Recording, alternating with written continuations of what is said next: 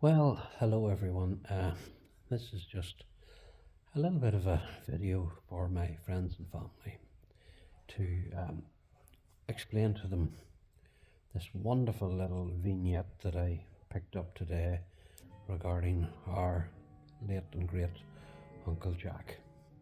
For those of you who didn't know him, he happened to be a missionary, a member of the SMA Fathers, that's the Society for African Missions, and they were based in Drumantine, just outside Newry. And that's where Uncle Jack went through his education after spending 6 or 7 years in St Coleman's College in Newry. He moved on to Drumantine College, which is not far from Newry, near a place called Glen off the Belfast Road. And it was there that I spent a lovely little afternoon, well, a bit wet, but we went there this afternoon with two of my grandsons, Alex and Ben, and Lelia and myself. And the reason why we went there was because they had what is called Drumantine Sunday, and it happens every year. They have this wonderful festive, it's like a fete, where they have a band on the stage. There's country and western band today, and Hugo Duncan, who's very well known in these parts, and he was the compere. Unfortunately, they didn't have much of a crowd in front of the band because this rain was quite bad, and normally the place is packed out whenever the sun is out. My own children probably don't remember being there because it's some nearly 40 years ago. And they were all very small, and the sun was splitting the skies, and the place was absolutely packed, very difficult to get in and out of. But today it wasn't as bad. But really, what I wanted to tell you all about, I want to set the scene about the fact that Uncle Jack was a missionary, and he served over 20 years out in Egypt.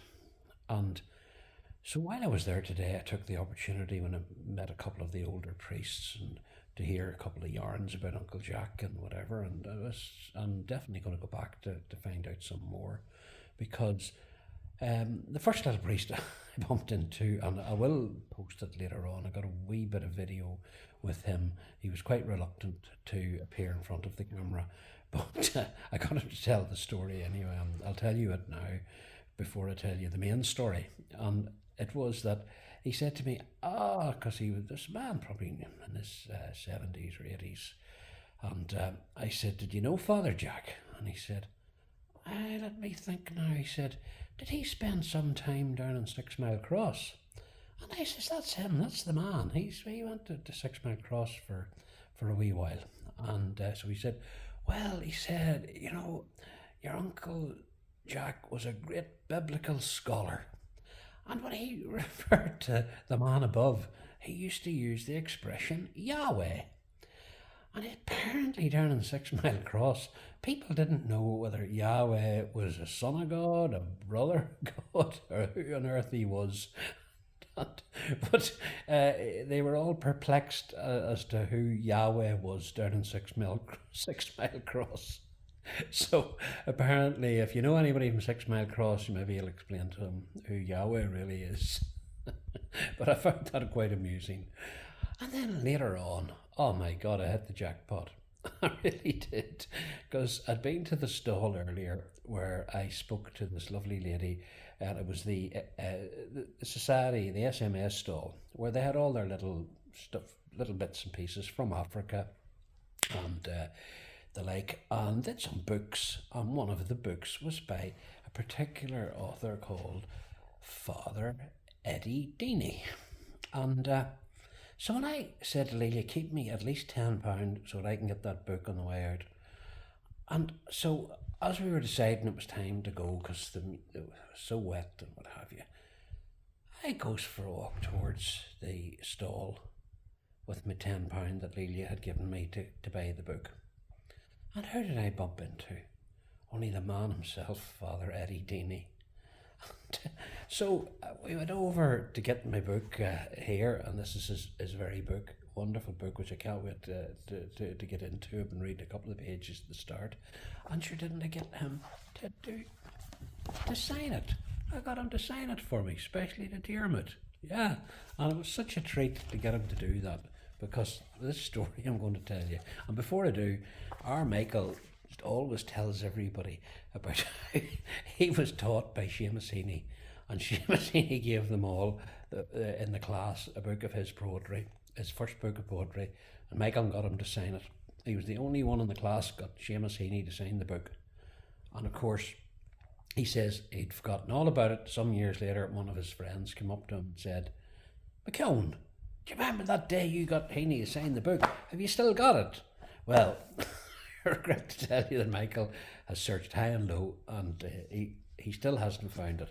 But I don't know, you need to ask our Donna. Maybe Donna has it secreted somewhere.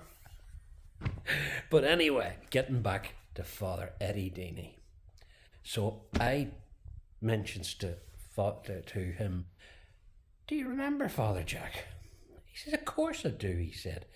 "All the time, and him out in Egypt," he said, "I was a very young man and I served as secretary to the provincial."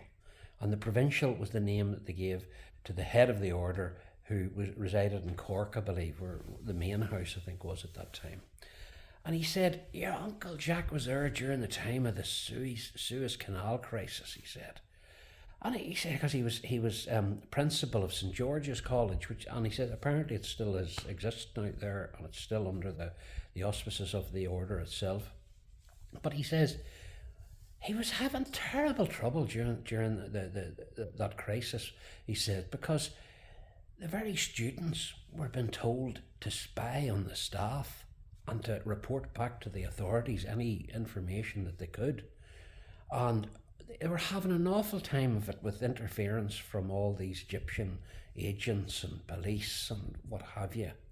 And he says, your Uncle Jack managed to secrete a letter and get it back. I don't know how he says he got it back to Ireland, but he got this letter back to Ireland to the provincial. And he said in it to the provincial, "Would you please send me a letter saying that you're going to withdraw every priest out of Egypt and that we're clearing out of the order's going to clear out of thing," he said. And he says, "Would you also send it by registered post? And they'll definitely open it if you do that."